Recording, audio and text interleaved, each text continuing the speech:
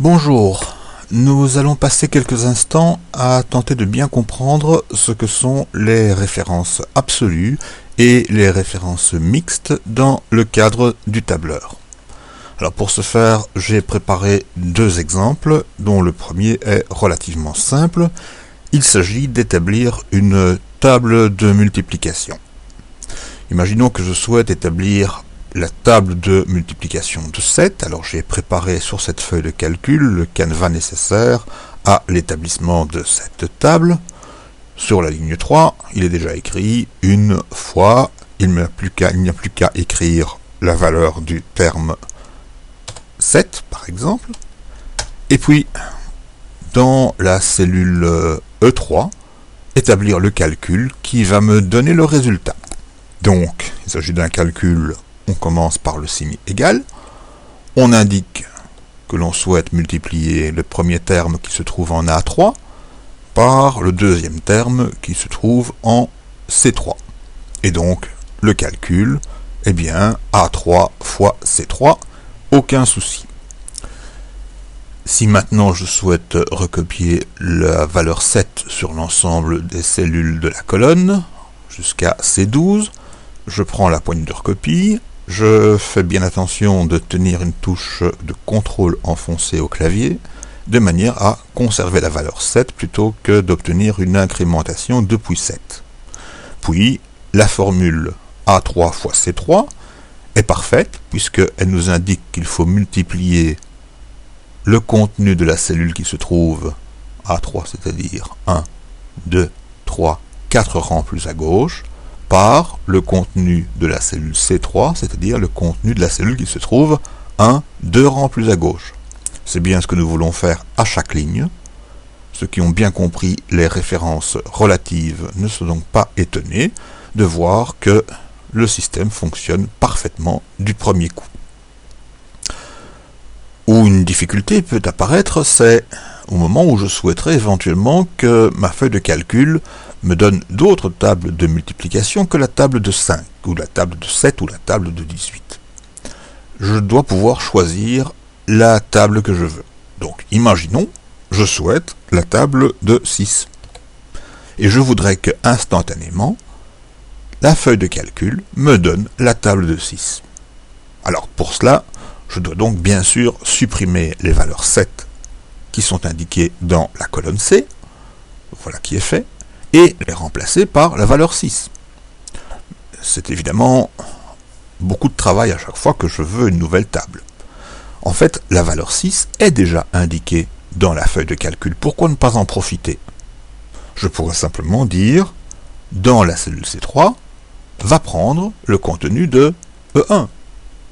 Et la valeur 6 apparaît instantanément. Sauf que, lorsque j'écris égal E1, cela ne veut pas dire prendre le contenu de E1. Cela signifie prendre le contenu de la cellule qui se trouve 1, 2 rangs plus à droite, 1, 2 rangs plus haut. Et si je recopie vers le bas, c'est bien sûr la catastrophe, puisque ici, la formule n'est plus relative à E1, mais à E2. Pourquoi 1, 2 rangs plus à droite, 1, 2 rangs plus haut, la cellule est vide, le tableur considère que la valeur est 0, et il reproduit le 0 qui est là, tandis que le 6 est bien une recopie du 6 qui est là. Donc ça ne va pas. Mais nous avons bien sûr une arme à notre palette pour pouvoir résoudre le problème. Nous devons dire au tableur qu'il faut faire absolument référence à E1 et pas au chemin qui va vers E1. Alors pour cela, la solution est de travailler en référence absolue. Je sélectionne la référence qui pose problème, E1, et je vais la transformer en référence absolue pour dire au tableur c'est vraiment de E1 que je parle et non pas du chemin qui va vers E1. Après avoir sélectionné la référence, dans le tableur OpenOffice, je frappe la combinaison de touches majuscule F4. Instantanément apparaît devant le E et devant le 1 un signe $. Ce signe $ a pour effet de fixer la valeur E et la valeur 1. si bien que lorsque je ferai une copie ou un copier-coller de cette formule, très simple, il est vrai, lorsque je ferai un copier-coller ou une recopie de cette formule, eh bien, elle ne changera pas. Le E est fixé, le 1 est fixé. Voyons voir ce que cela donne. Je remonte sur la cellule C3 et on voit bien que c'est effectivement la formule $E, $1 qui y figure. Je la recopie sans autre forme de procès vers le bas et partout, j'ai la valeur 6. Pourquoi? Parce que je fais chaque fois référence à la cellule $E, $1, donc absolument à la cellule E1 et pas à une autre cellule. Pendant ce temps, bien sûr, les références relatives utilisées dans la colonne E continuent de fonctionner parfaitement. Je souhaite la table de 17, pourquoi pas? J'écris donc 17 dans la cellule E1 et automatiquement, le 17 se reporte partout dans la colonne C et les calculs de la colonne E se refont parfaitement. Donc voici une première présentation des références absolues. On voit qu'elles sont extrêmement utiles dans certains cas. Je vous propose maintenant un deuxième exemple, peut-être un petit peu plus complexe. Imaginons un commerçant qui fait des affaires avec des clients américains, des clients canadiens, des clients britanniques ou des clients suisses. Ce commerçant européen établit ses prix en euros. Et donc, il souhaiterait pouvoir facilement donner à ses clients la valeur des articles qu'il propose dans son commerce, la valeur dans leur devise. Donc un petit tableau de conversion des prix en euros vers les prix en devises serait fort intéressant pour lui. Pour établir ce petit tableau, il se base bien sûr sur le cours des différentes devises. Alors aujourd'hui, j'ai noté que l'euro, 1 euro, vaut 1,34 $ US. Il vaut 1,66 $ canadiens, 0,9 livres sterling et 1,52 francs suisses. Notre commerçant voudrait un tableau où, par exemple, il a les valeurs en euros de 1010. Il faudrait que j'établisse une deuxième valeur pour cela, de 1010 par exemple jusqu'à la valeur de 100. Voilà, il n'y a plus qu'à indiquer dans ce tableau les conversions. Très simplement, nous voyons que si 1 euro a une valeur de 1,34 $ US, 10 euros auront évidemment une valeur de 13,4. Comment établir une formule pour faire ce calcul? C'est évidemment très simple a priori. C'est un calcul, je commence par égal, puis je fais référence à la valeur de 10, le nombre d'euros, à multiplier par le cours du dollar US aujourd'hui, c'est-à-dire ce qui se trouve dans la cellule B3. Et voilà. Ceux qui auront bien compris ce que sont les références relatives sont déjà alarmés à l'idée que je pourrais recopier cette cellule vers le bas.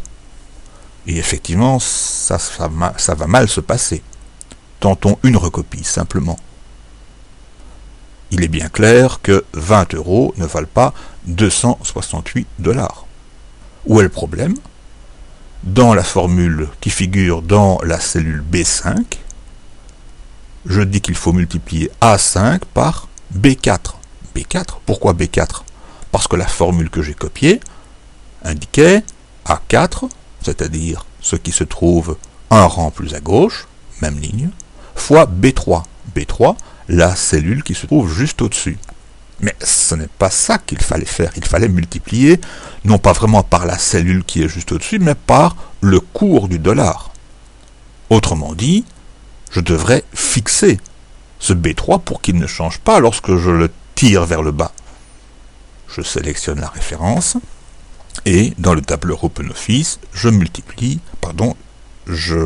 réalise la combinaison de touches majuscule F4 de manière à transformer la référence en $B, $3. Alors, pas de différence en B4, je tire vers le bas, et je vois que cela se passe déjà beaucoup mieux. 10 euros, 13,4 $, 20 euros, 26,8 $, et ainsi de suite. Parfait. Pouvons-nous maintenant tirer la formule vers la droite, recopier la formule vers la droite? Si vous avez bien compris, les références absolues relatives, vous voyez déjà qu'il va aussi y avoir un problème, puisque dans un premier temps, je fais référence à A4. Mais A4, c'est quoi? C'est la cellule qui se trouve juste à gauche.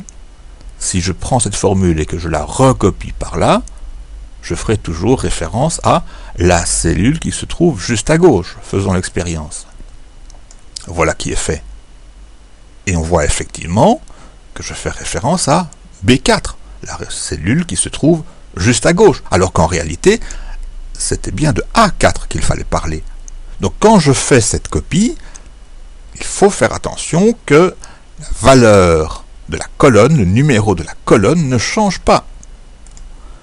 Comment faire en sorte que le numéro de la colonne ne change pas dans cette première partie de la formule?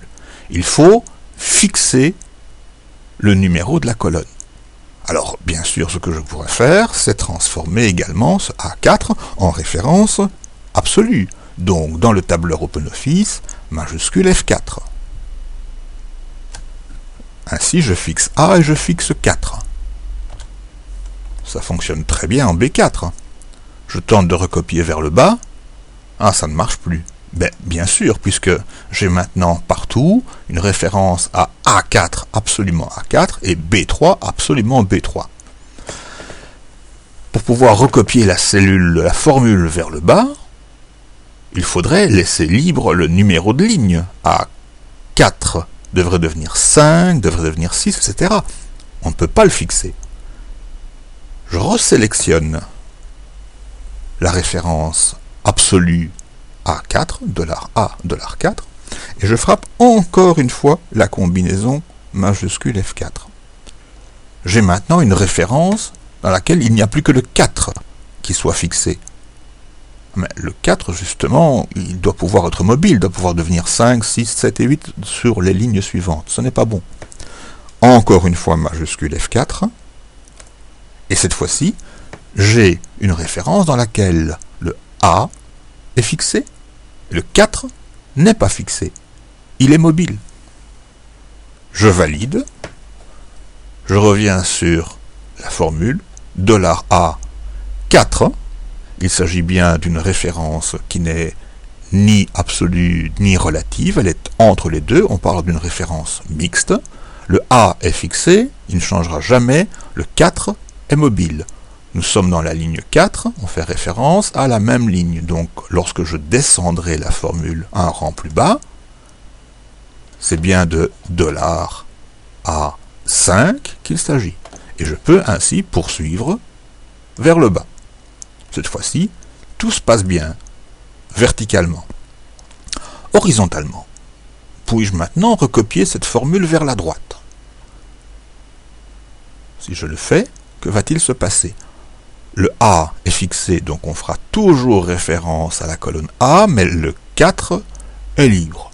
Bon, le 4, ça n'a pas d'importance, puisque nous restons dans la même ligne. Donc tout se passe bien pour la première référence. Mais la deuxième référence, B fixé, 3 fixé. Donc on fait toujours référence à cette cellule B3. Ah non, il faut faire référence à la cellule qui figure en tête de la colonne. Donc ici ce sera C3, ici ce sera D3, là E3. Autrement dit, cette formule n'est pas encore correcte. B doit devenir C, doit devenir D, doit devenir E. Donc le B doit être libéré. Je vous propose une deuxième méthode pour arriver à libérer le B. Je resélectionne la référence qui m'intéresse, donc je pourrais frapper majuscule F4. Mais on peut aussi tout simplement libérer le B en supprimant.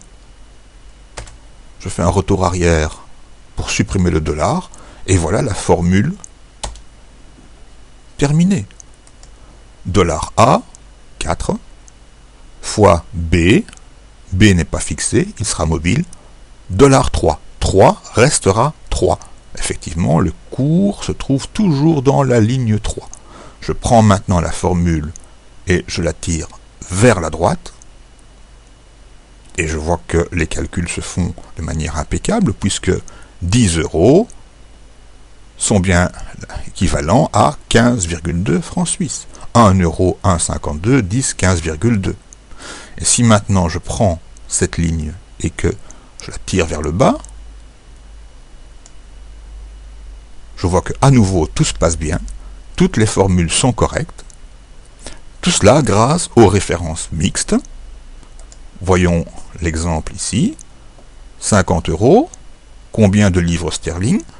45. Pourquoi? Parce qu'on a multiplié A8, A8, 50, par D, la colonne D c'est bien celle-ci, 3 qui contient le taux de conversion, le cours de la livre sterling aujourd'hui.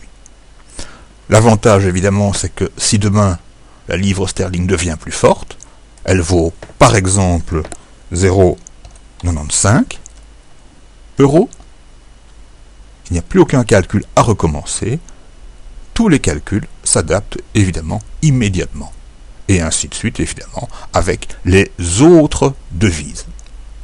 Donc, dans cette petite séquence, on a vu dans le premier exemple qu'il était intéressant de pouvoir disposer de références absolues vers certaines cellules, et dans le deuxième exemple, on a vu qu'il était intéressant de pouvoir disposer de références qui soient mi-absolues, mi-relatives. Ce sont donc les références mixtes. Et voilà.